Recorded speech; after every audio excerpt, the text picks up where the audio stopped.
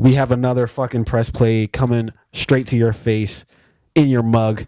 And straight of to course, your face. yeah, I do. It's like one of those things that it's dumb, but it's also great. Straight to your face. But I like it. Let's keep it.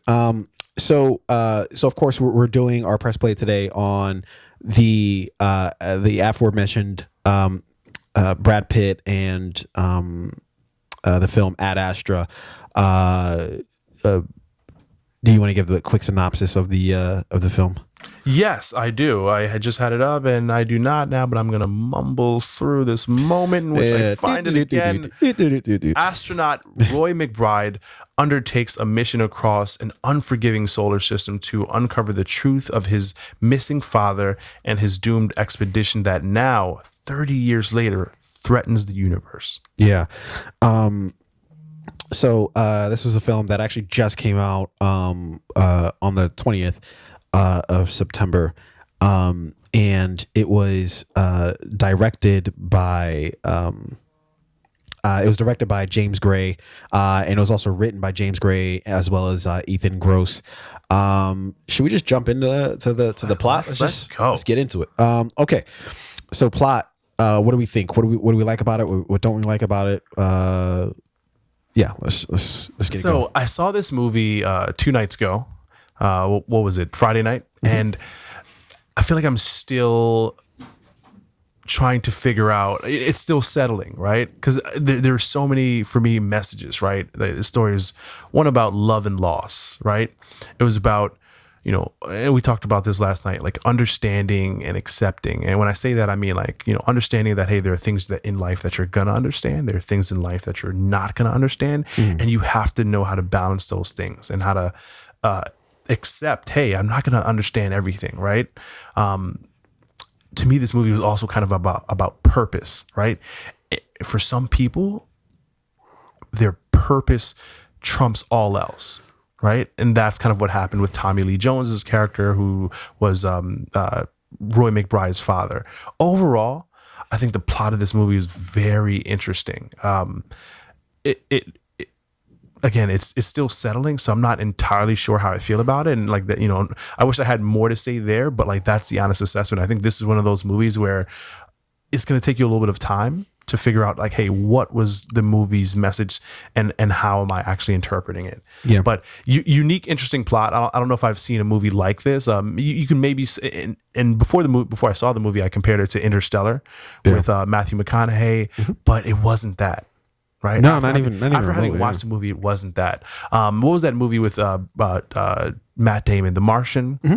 And there's another space movie, right? But this also wasn't that. Yeah, I think we're used to, or not used to, but we have a very sort of narrow view of what it means to be a space movie and what that entails. And I think this movie was it didn't really, actually, ironically enough, it didn't really have much to do with space. Yeah. Yeah.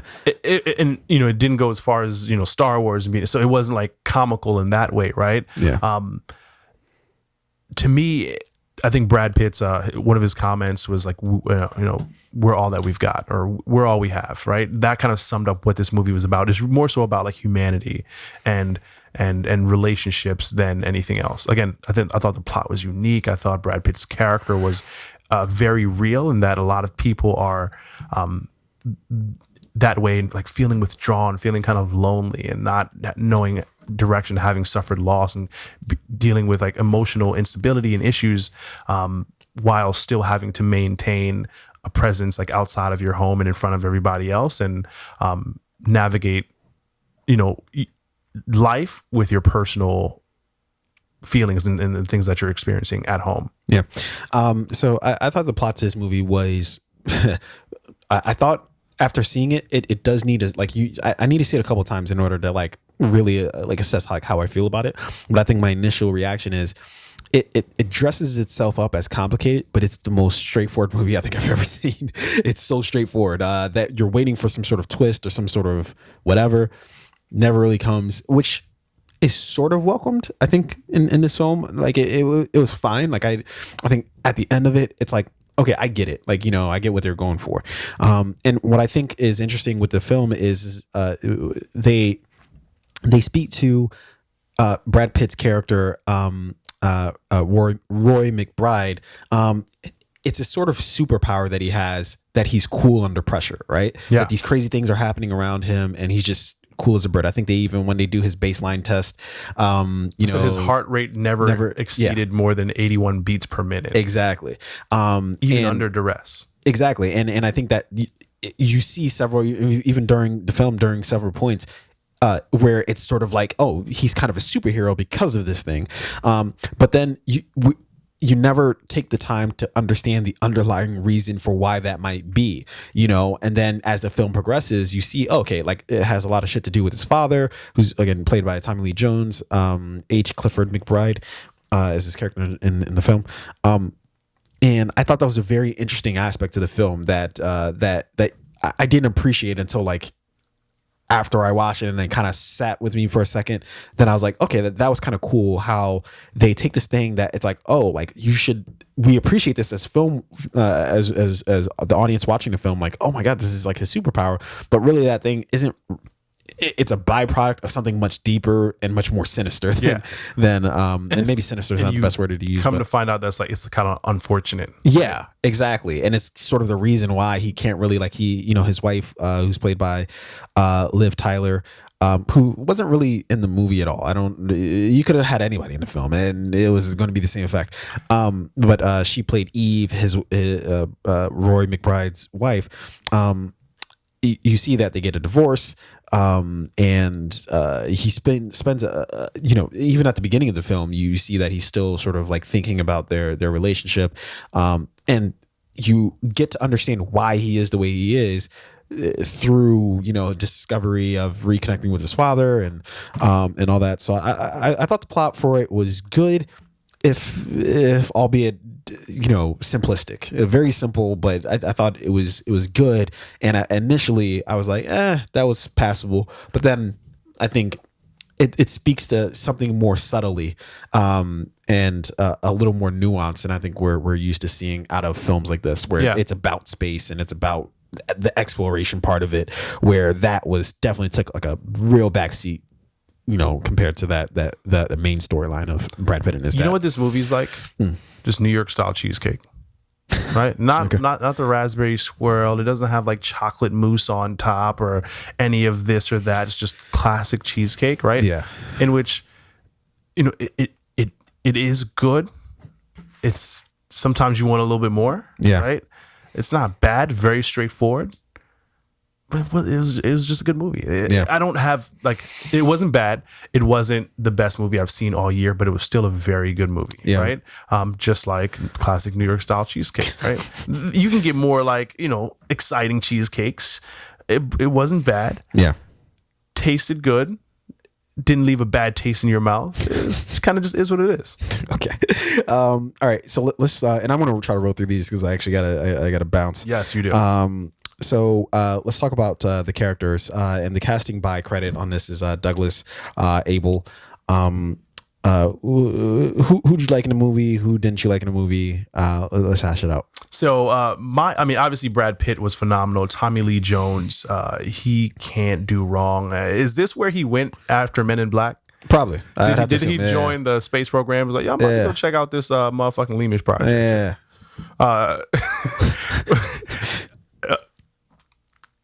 I'm gonna save something for another show. I got a theory. Okay. Right. Yeah. I think we can, and I think we kind of agreed to do this. Where it's like, let's see if we can stitch movies together. Yeah. Right. Didn't we? Yeah. We're gonna do a so I want to save that. Okay. Donald Sutherland. Looked old as fuck. Well, mostly because he is old as fuck. And he is, but he looked 30 years older than what he is in real life, and he's like 80, right? Yeah. He looked 117 in this movie, which is incredible. I just kept looking at his face in this movie like, yo, old motherfucker, not aging. But well. anyway, so there were a lot of big winners in this movie for me. But the person who surprisingly stood out the most was Ruth Negga, who played Helen Lantos.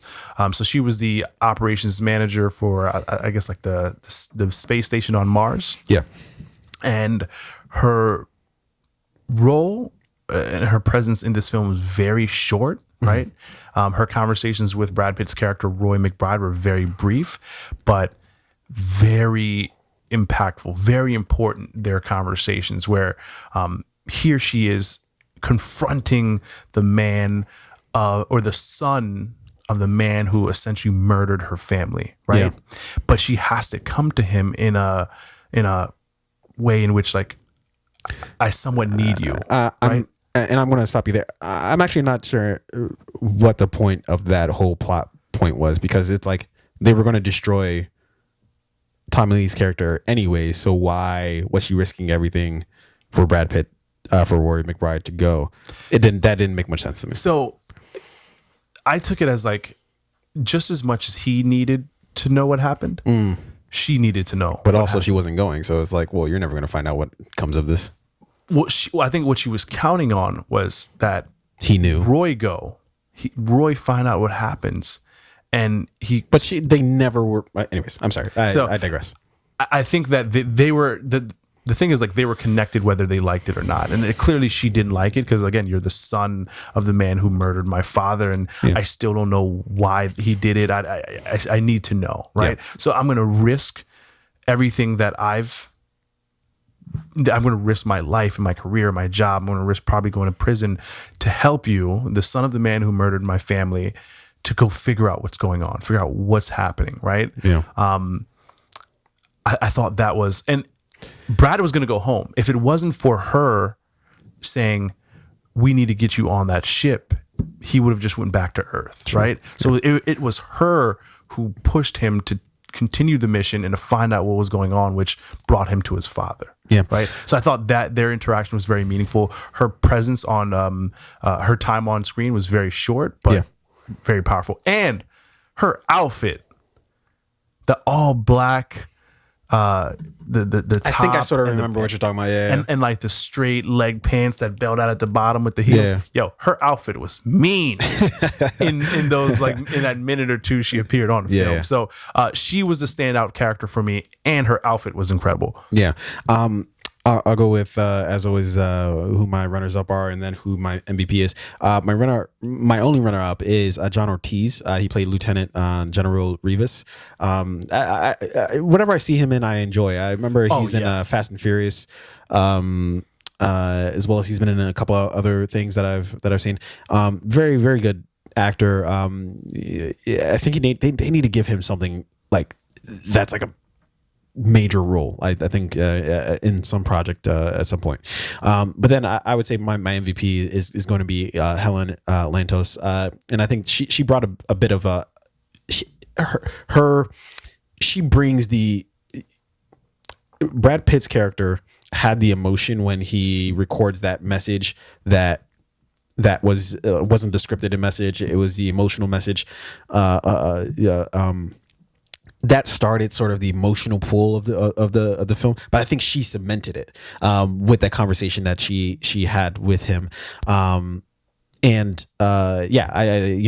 you said a lot about her, so I kind of leave it as that. The person who I was disappointed in was Liv Tyler, and I'm not even disappointed in her, but just disappointed she got zero screen time. Did she Skype in her performance for the show? Like, did they just record something else? Like, hey, let's just get this on Skype real quick. No need for you to come in. She might have just been digitally augmented. Like, that probably wasn't her. They just put her face on someone who was available and on set.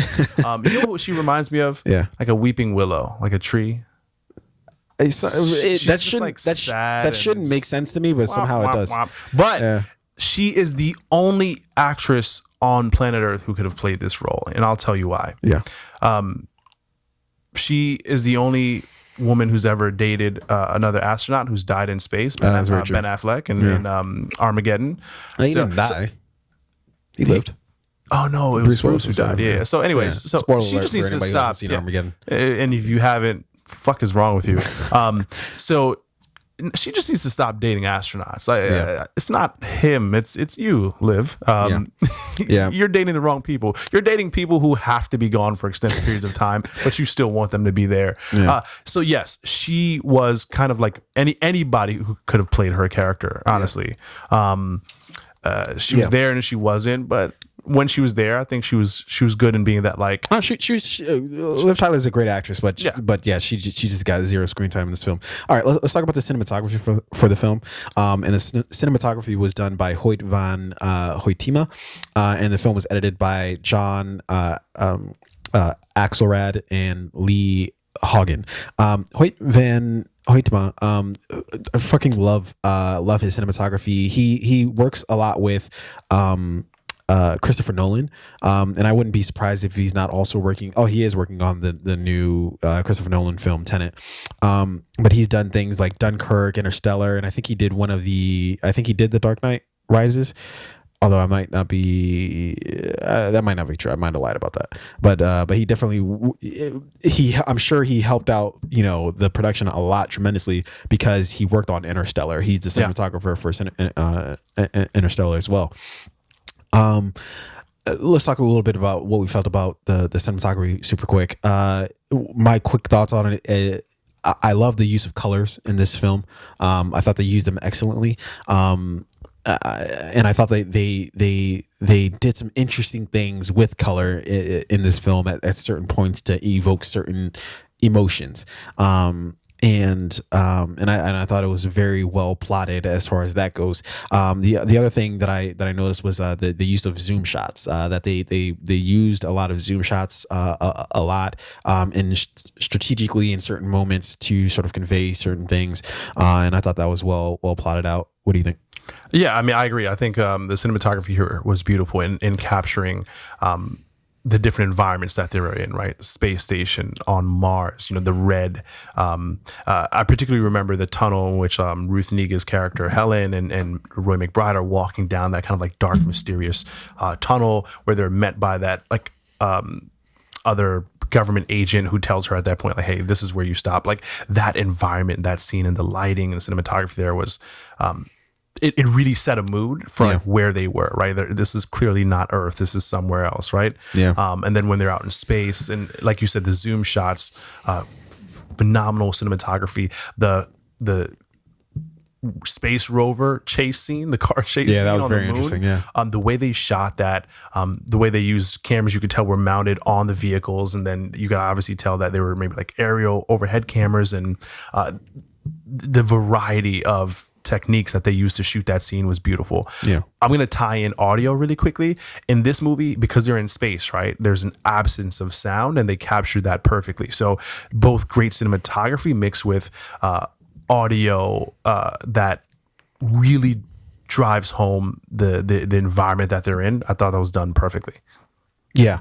All that's very true. And then in speaking about the sound or the soundtrack, the audio or and just honestly the audio in general, I think it was very well done from that perspective. I think they did spend a lot of time contemplating sort of when to use sound and when not to use it, and because you're doing a space movie, that has to be a factor in the film, and I think they did that very well. And the music by credit on this film is Max Richter.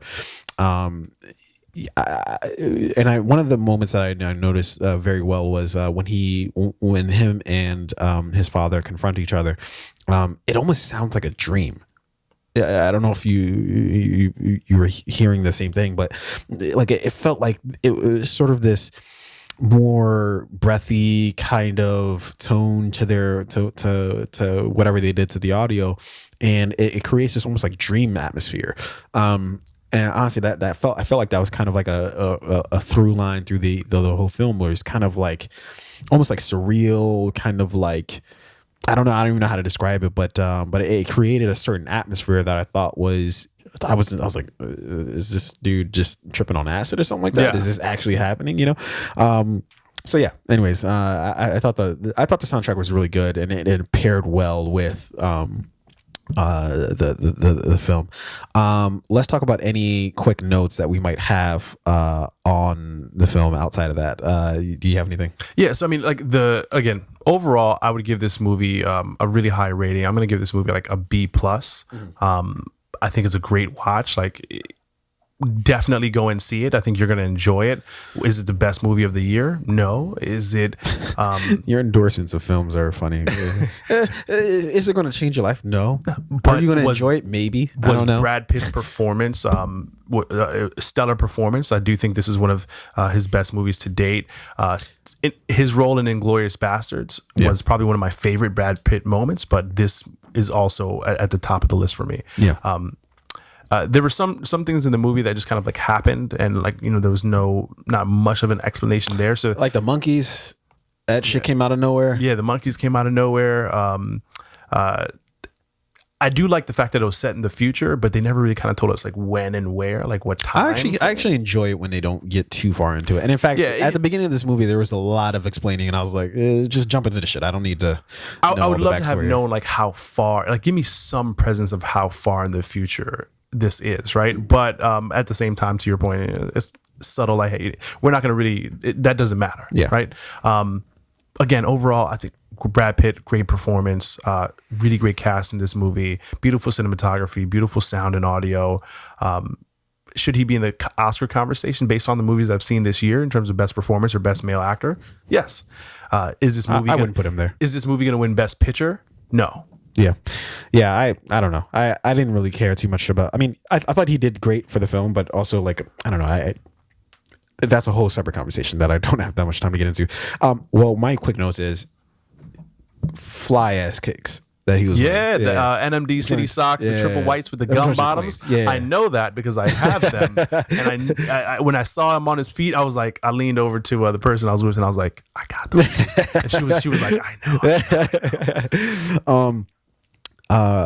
And then the only other note I had was this is the highest example that I can, for anybody who misunderstands this particular issue, watch this film and it'll lay it out perfectly. I've never seen a greater demonstration of white privilege in my entire life. I've never. It was incredible. This guy illegally hops onto a space shuttle, kills all the members on the fucking space shuttle, goes to space, returns, and they're like, "Hey, what's up, Slim? How's it going? Hey, you all right? What's going on with you, chap? How's your journey?" He was directly responsible for the death of 4 people, and not even like mysteriously. No, there's a recorder. Everybody knows what the fuck happened. Yeah, and he admitted to it. He doesn't go to court. They don't have like a court martial. Nothing. Incredible. This is what. Come on, if it was a black dude, the 4 of them wouldn't even needed to have died. He would have just broken into the space shuttle. They were like immediately injection. He's getting the needle. I did thought that was again. He was directly responsible. Amazing. For his recklessness was directly responsible for the death of 2 people, and there was like no consequences for that. None it was whatsoever. Wild. What I did notice is though, the 2 black people in this movie died quick as fuck. The lieutenant who was accompanying him on the ride to like the space station to take him to Neptune's. I forget his name, but when they were the car chase scene when they got attacked by the bandits, he just got shot in the fucking head. And you didn't even know he was dead until they just kicked his body off. And then Brad Pitt literally just threw his body off of the space rover, and I was like, all right. Right. And then the actress, I forget her name, but she was in I think she was in like Skyfall with Tom Cruise. You mean what's his name? James Bond. What's his name? Girl? Yes, Kimberly Elise. No, I don't think that's the same. No, that's I'm looking at her right now. It's Kimberly Elise. She was definitely in Skyfall. She was in John Q. She was in The Manchurian Candidate. She definitely wasn't in Skyfall though. I thought she did some. Nah. I know who you're talking about. It's a different lady. Never mind.